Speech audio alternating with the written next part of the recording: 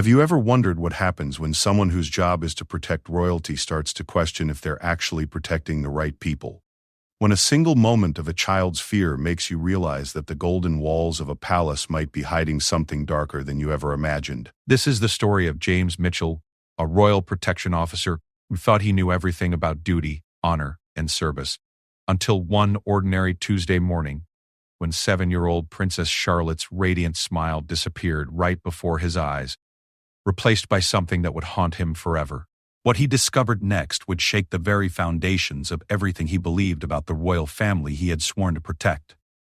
Sometimes the most dangerous secrets aren't hidden in dark corners or locked away in vaults.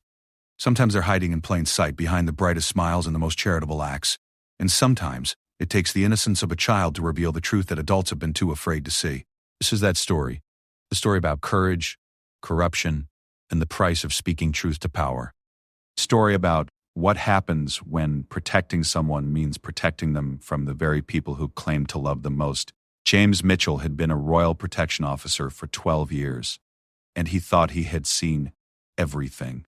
From assassination attempts to paparazzi chaos, from diplomatic incidents to family feuds played out in front of the world's cameras. But nothing in his extensive training had prepared him for what he would witness on that crisp October morning at Kensington Palace. The day started like any other. James arrived at 6:30 in the morning, went through the usual security briefings, checked his equipment, and reviewed the day's schedule.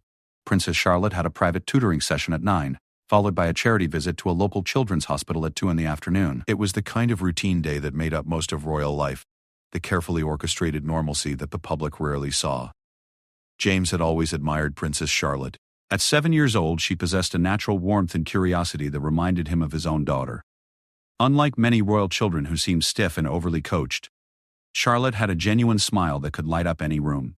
She would often wave at the staff, ask questions about their families, and show interest in everything around her. The palace staff adored her, and James understood why. That morning, Charlotte bounded down the palace stairs wearing her favorite blue dress, her hair perfectly braided, and that trademark smile beaming across her face.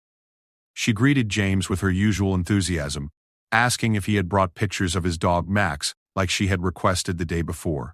James pulled out his phone to show her the photos, and Charlotte giggled with delight as she scrolled through images of the golden retriever playing in his backyard. The tutoring session went smoothly. Charlotte's governess, Mrs. Henderson, was working with her on mathematics and French literature. James positioned himself outside the classroom door, close enough to respond to any threat but far enough to give the princess privacy. He could hear Charlotte's voice through the door, asking intelligent questions and laughing at Mrs. Madeline Henderson's gentle corrections. Everything seemed perfectly normal. At 11:30, Lord Pemberton arrived, unannounced. James had met him several times before during various royal functions. He was a distinguished man in his 60s with silver hair and an expensive suit who served on several charity boards and had close ties to the royal family.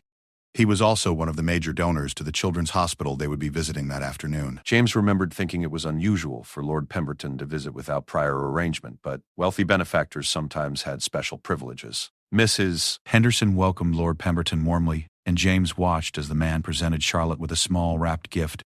The princess's face lit up with excitement as she carefully unwrapped what appeared to be an antique music box. Lord Pemberton explained that it had belonged to his grandmother and played a special melody that would remind Charlotte of their friendship. The little girl was clearly delighted and thanked him with genuine sweetness. But then something changed. As Lord Pemberton knelt down to Charlotte's eye level to show her how the music box worked, James noticed the princess's expression shift. Her smile faltered for just a moment, and she took a small step backward. It was subtle.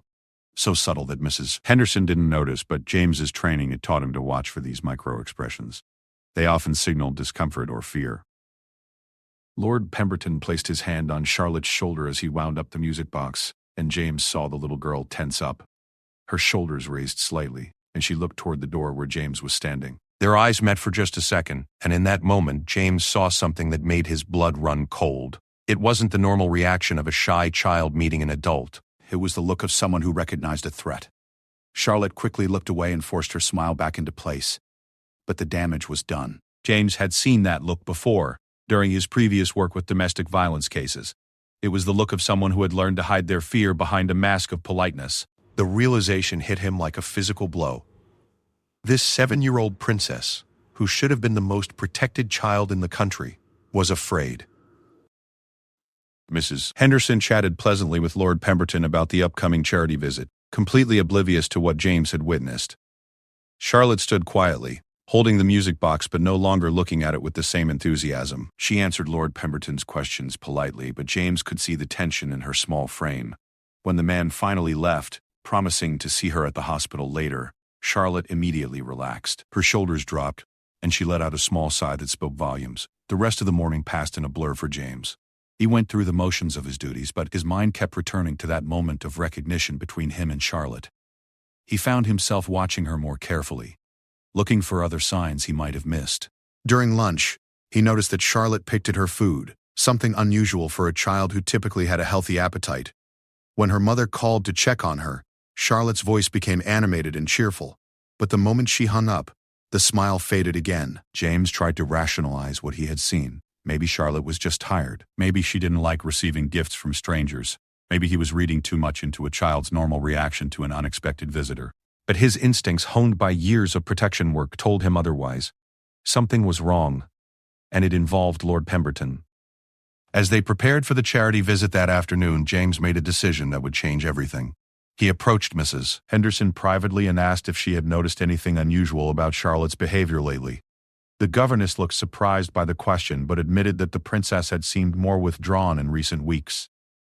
She had been having nightmares and had asked several times if she could skip certain events or meetings. Mrs. Henderson had attributed it to the normal pressures of royal life, but now that James mentioned it, she was beginning to worry. The drive to the children's hospital was quiet. Charlotte sat in the back seat of the royal car, staring out the window and fidgeting with her hands. James watched her in the rearview mirror, noting the way she seemed to shrink into herself as they got closer to their destination. When they arrived and saw Lord Pemberton waiting with the hospital administrators, Charlotte's reaction was immediate and unmistakable. She grabbed James's arm and whispered, "Do I have to do this today? Can't we go home?" It was the first time in 12 years of royal protection that James had heard a member of the royal family express reluctance to attend a charity event. These visits were usually the highlight of their schedules. Opportunities to connect with people and make a real difference. For Charlotte to want to avoid it meant something was seriously wrong. James knelt down to Charlotte's level and looked into her eyes. "Princess, are you feeling all right? If you're not well, we can postpone this visit." He kept his voice gentle but authoritative, the way he spoke to his own daughter when she was upset. Charlotte looked at him with such gratitude that it nearly broke his heart. "I'm okay," she whispered, but her voice trembled slightly. I don't want to disappoint anyone."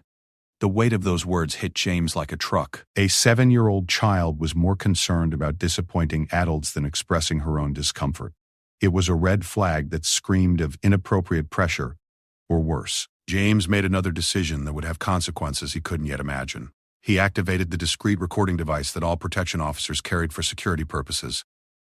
If something happened during this visit, he wanted evidence.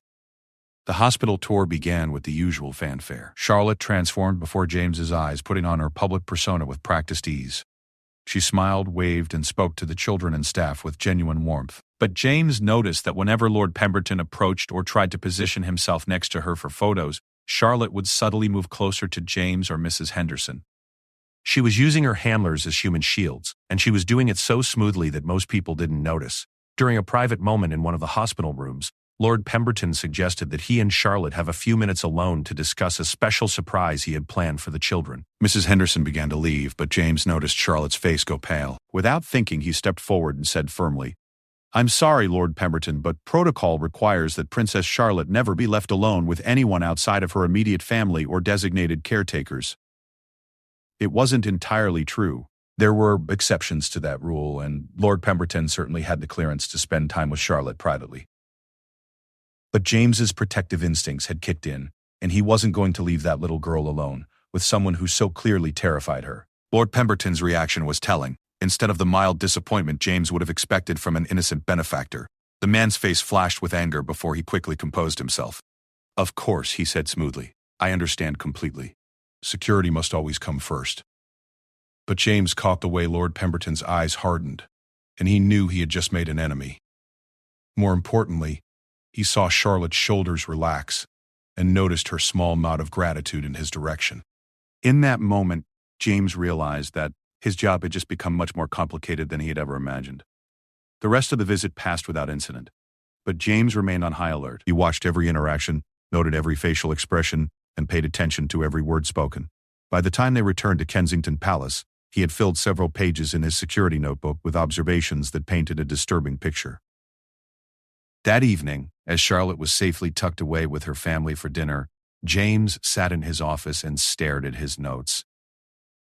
He had spent 12 years protecting royals from external threats, but now he was facing something much more insidious. The threat wasn't coming from outside the palace walls. It was already inside, hiding behind charity work and social connections, protected by wealth and influence. James knew that what he did next would define not just his career, but his ability to live with himself. He could file a routine report and hope someone else would notice the warning signs. He could request a transfer and let someone else deal with the situation. Or he could dig deeper, follow his instincts, and potentially uncover something that powerful people would kill to keep secret. As he locked his notes in his secure desk drawer, James made his choice. He was going to find out exactly what Lord Pemberton was hiding, and he was going to make sure that Princess Charlotte never had to fake another smile out of fear again. He had no idea that this decision would lead him into a web of corruption and abuse that reached the highest levels of British society, or that it would put his own life in danger. But he knew one thing for certain. That little girl's genuine smile was worth fighting for, no matter the cost. The next morning, James arrived at work with a plan. He had spent most of the night researching Lord Pemberton, using both official resources and his own contacts from his previous career in Scotland Yard. What he found was disturbing, not because of what was there, but because of what wasn't. For a man who claimed to have been involved in children's charities for over 20 years, Lord Pemberton's background was surprisingly thin. His charitable donations were well documented, his attendance at high society events was photographed extensively, but there were gaps in his history that made James uncomfortable. Several of the organizations he had supposedly founded had no online presence beyond basic registration documents. References to his early charitable work seemed to loop back to the same few sources, and none of them could be independently verified. James decided to start with the children's hospital they had visited the day before. Using his official credentials, he called the hospital administration and requested a meeting to discuss enhanced security measures for future royal visits. It was a legitimate reason that wouldn't raise suspicions, but it would give him access to information about Lord Pemberton's involvement with the hospital. Dr. Pemberton's... Sarah Williams, the hospital's chief administrator, welcomed James warmly when he arrived that afternoon. She was a woman in her 40s who had dedicated her career to pediatric care, and her genuine passion for helping children was immediately evident. As they discussed security protocols, James carefully steered the conversation toward Lord Pemberton. He's certainly been generous over the years, Dr. Williams said, but James caught a slight hesitation in her voice. His donations have helped us purchase some very expensive equipment. How long has he been involved with the hospital? James asked, keeping his tone casual. Dr. Williams paused, and James could see her choosing her words carefully. Officially? About 8 years. But, she trailed off, glancing around her office as if checking for listening devices. But, James encouraged gently. May I speak to you in confidence, Officer Mitchell? Williams closed her office door before continuing. Lord Pemberton's donations always come with very specific conditions, she explained. He insists on having access to certain areas of the hospital, particularly the children's wards. He wants to be involved in selecting which patients receive special attention or gifts. And he always requests private time with some of the children, especially those from difficult family situations. James felt his stomach clench. What kind of private time? He claims it's for mentoring purposes. Says he wants to provide father figures for children who don't have stable homes. The families are usually grateful because he offers financial assistance, educational opportunities, sometimes even housing. But you have concerns. Doctor? Williams nodded slowly. There have been incidents, nothing I could prove and nothing the children would talk about directly, but I've noticed patterns. Some children who spend time with Lord Pemberton become withdrawn afterward. They have behavioral changes, nightmares, sudden fear of adults they previously trusted. James pulled out his notebook. Have you reported these concerns? To whom, Doctor? Williams laughed bitterly. Lord Pemberton sits on the hospital's board of directors. He's friends with our major donors, our political connections, even some of our staff members. When I tried to raise concerns with the board 2 years ago, I was told I was being paranoid and ungrateful. They reminded me how much money he had contributed and suggested that I might want to reconsider my position if I couldn't work collaboratively with our benefactors. The picture was becoming clearer, and it was uglier than James had imagined. Lord Pemberton had created a perfect system. He used his wealth and social connections to gain access to vulnerable children, and anyone who tried to question his methods was silenced through economic pressure and social isolation. Williams, I need to ask you something very important, James said. Has Lord Pemberton ever expressed particular interest in any royal children who have visited the hospital? The administrator's face went pale. Oh my God. Is Princess Charlotte... Is she in danger? I can't discuss specifics, but I need you to tell me everything you know about Lord Pemberton's interactions with any young visitors to the hospital. Dr. Williams took a deep breath. He always positions himself to meet any high-profile visitors, especially children. He has photos taken with them, uses those photos in his publicity materials and fundraising efforts. But with Princess Charlotte, she paused. He's been asking about her specifically for months. He wanted to know her interests, her schedule, whether she might be available for private meetings to discuss youth philanthropy initiatives. James felt sick, and the hospital administration supported this. They saw it as an opportunity for positive publicity and increased donations. Lord Pemberton suggested that Princess Charlotte could become a young ambassador for the hospital, maybe even have a wing named after her if she became more involved. The pieces were falling into place with horrifying clarity. Lord Pemberton hadn't just happened to be at the hospital yesterday. He had been cultivating this opportunity for months, possibly longer. He had used his position and influence to create access to Princess Charlotte, and everyone around her had been so dazzled by his wealth and status that they had ignored the warning signs. James spent the next several hours interviewing other hospital staff members. Most were hesitant to speak openly, but with careful questioning, he began to piece together a pattern of behavior that spanned years. Lord Pemberton would identify vulnerable children, gain their trust through gifts and special attention, and then gradually isolate them from their support systems. The children he targeted were usually from single-parent families, foster care, or other unstable situations where his offers of financial help and mentorship would be particularly appealing. The most disturbing revelation came from a night shift nurse named Margaret Thompson who had worked at the hospital for over 15 years. She agreed to speak with James only after he showed her his royal protection credentials and explained that a child's safety was at stake. "There was a little boy about 3 years ago," Margaret whispered, constantly looking over her shoulder as they spoke in an empty conference room. "Tommy Henderson. He was 8 years old, being treated for leukemia. His mother was a single parent, struggling to pay for treatments. Lord Pemberton took a special interest in Tommy, paid for experimental treatments, even moved the family into a better apartment." "What happened to Tommy?" Margaret's eyes filled with tears. "The treatments worked. Tommy went into remission, but about 6 months later, his mother brought him back to the emergency room. He wasn't physically ill, but something was very wrong. He wouldn't speak to anyone, wouldn't let anyone touch him, had severe nightmares. His mother said he had started having these symptoms after spending weekends at Lord Pemberton's estate. Did anyone investigate? Tommy's mother tried to file a complaint, but she had no evidence. Lord Pemberton's lawyers contacted her, reminded her that he had paid for her son's medical treatments and housing. They suggested that any false accusations could result in legal action that would leave her financially ruined. The family disappeared shortly after that. I heard they moved to Scotland, but I don't know where. James asked Margaret if she knew how to contact Tommy's mother, but the woman shook her head.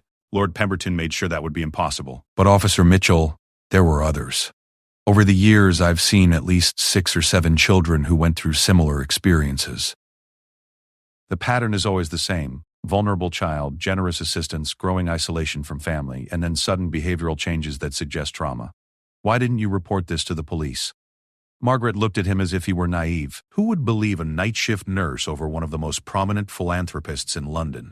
Lord Pemberton has connections everywhere. Police commissioners attend his charity galas. Judges serve on his boards. Politicians accept his donations. I'm just a hospital employee who could be fired for spreading rumors about our benefactors. James understood now why Dr. Williams had been so careful with her words. They were all trapped in a system where speaking the truth about powerful people could destroy their careers and their lives. Lord Pemberton had built his operation carefully, surrounding himself with a network of people who were either complicit, intimidated, or simply too invested in the status quo to rock the boat. That evening, James returned to Kensington Palace with a heavy heart and a growing sense of urgency. He found Charlotte in the palace garden, playing with her small spaniel under the watchful eye of Mrs. Henderson. When she saw James approaching, the little girl ran to him with genuine happiness. "Officer Mitchell, did you bring more pictures of Max?" James knelt down to her level and smiled, but internally he was studying her face for signs of distress.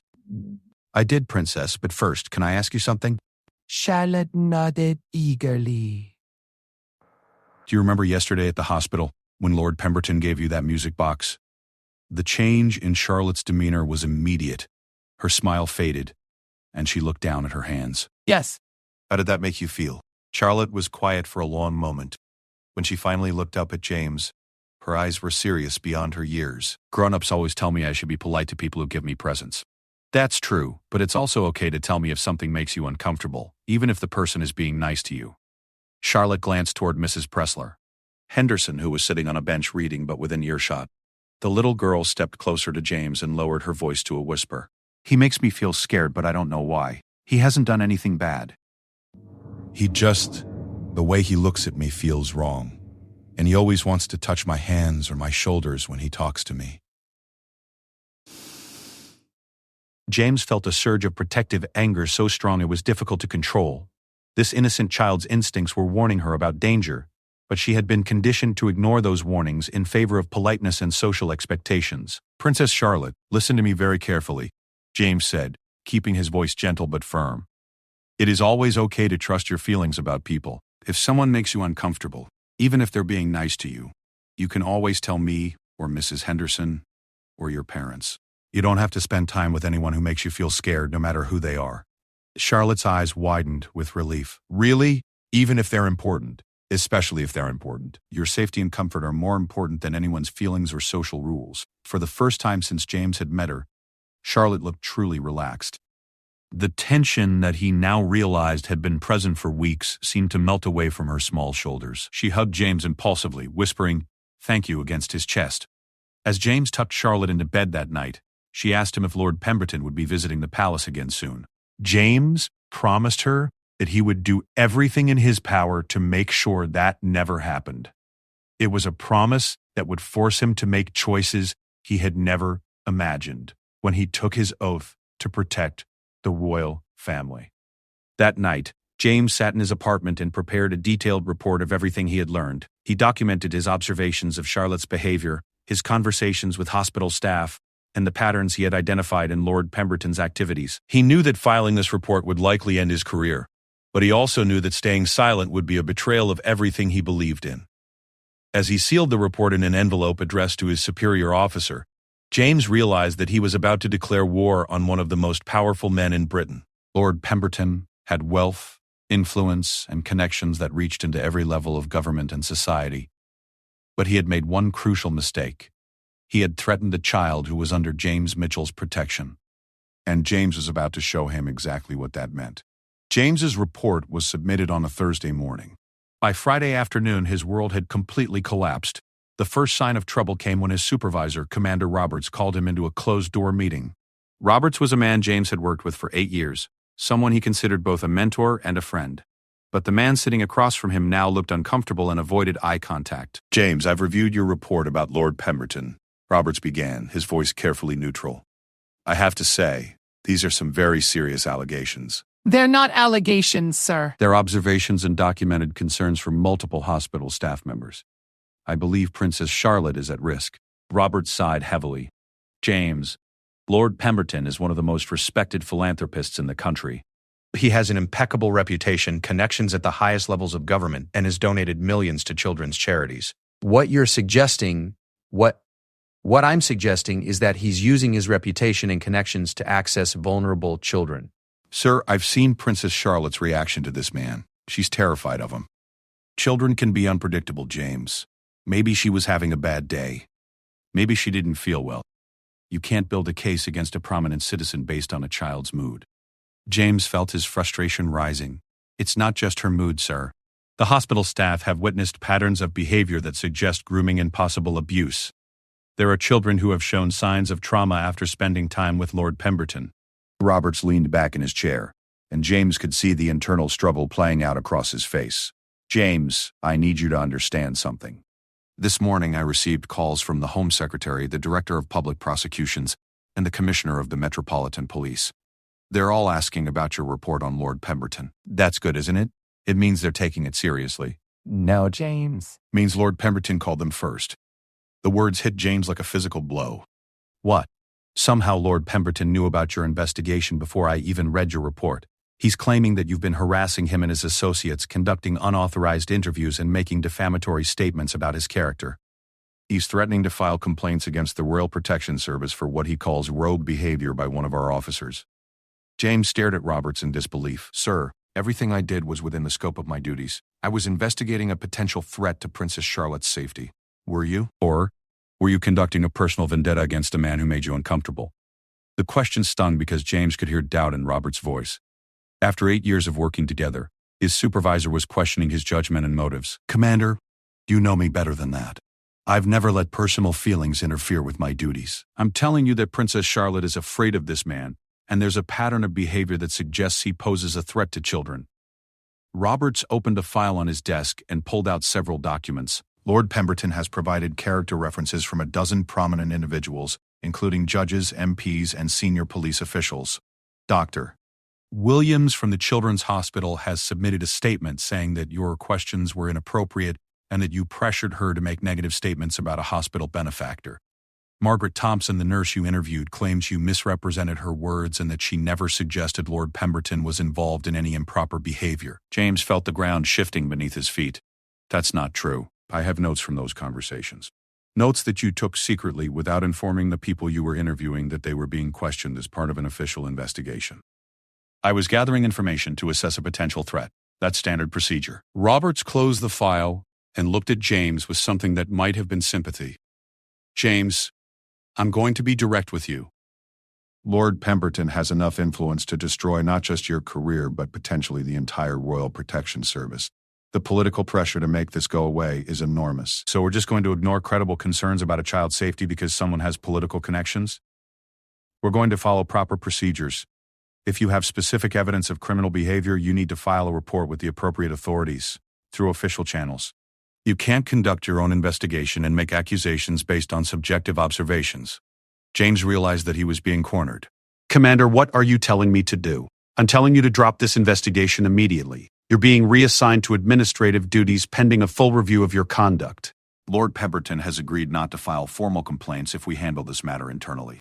The betrayal was complete. James had spent 12 years protecting the royal family, and now his own superiors were prioritizing political relationships over a child's safety. And if I refuse? Roberts' expression hardened. Then you'll be suspended without pay, face a disciplinary hearing that will likely result in termination and possibly criminal charges for harassment and conducting unauthorized investigations. James stood up slowly. I see. And Princess Charlotte? What happens to her? Princess Charlotte will continue to receive the best protection we can provide. But James, you need to understand that your concerns may be unfounded. Lord Pemberton has never been charged with any crime. There's no evidence of actual wrongdoing. There's no evidence because no one has been allowed to look for it. As James left Roberts' office, he knew his career in royal protection was over. But more importantly, he knew that Princess Charlotte was still in danger, and the system that was supposed to protect her had been compromised by exactly the kind of influence and corruption he had uncovered.